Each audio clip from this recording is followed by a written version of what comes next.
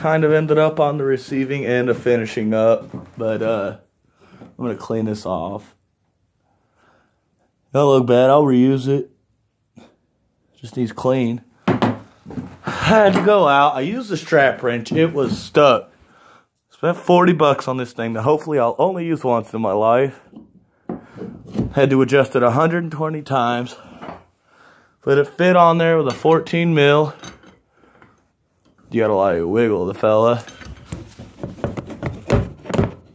And I braced it against the wall, turned it clockwise. It was not that easy. It took me 30 minutes of adjusting, turning, adjusting, and whatnot. But it fits. 14 millimeter, you could probably use a wrench, but I decided to go ahead and use the other wrench instead of ratcheting wrench. It's on there fairly easy. I took out my old one. So there was a little gap in the new one I purchased, which was this cap.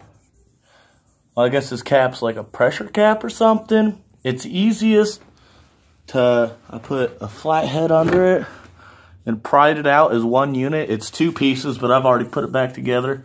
And then you take out this piece, which the middle is the grommet. Take out this piece from the grommet, push the grommet in, and then lube up the edges a little bit and force that down. And now for the, I'm going to do a little more cleaning up down here before I finish. That gasket,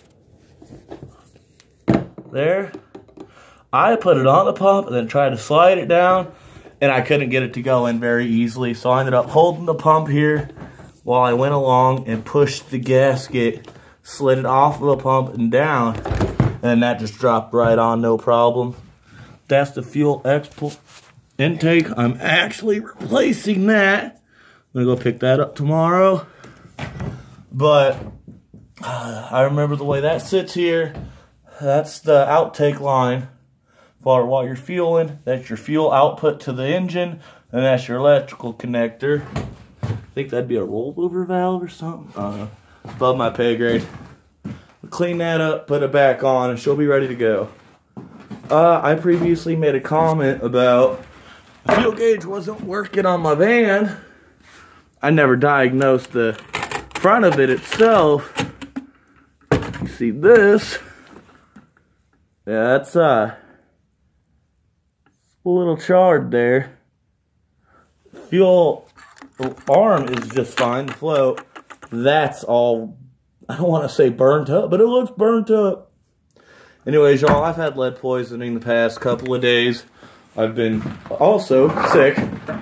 So, this has been a 5-day adventure, unfortunately. It's in. I'm going to get her all cleaned up and ready to go for tomorrow. And then I have to replace a J-bolt for one of my fuel tank straps. And one of the retaining clips broke for the fuel outlet line that locks it in place, the locking tabs.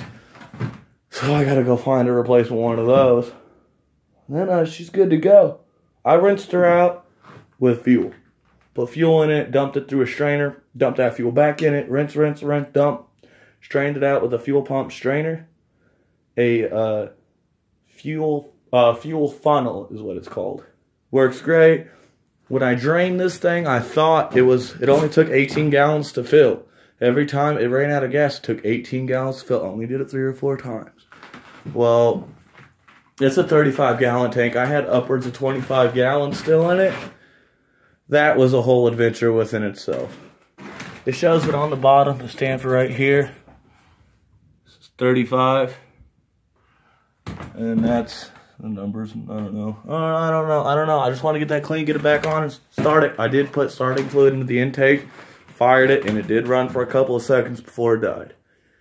And the fuel pressure video was before this. But hopefully you could just get yours off with a strap wrench.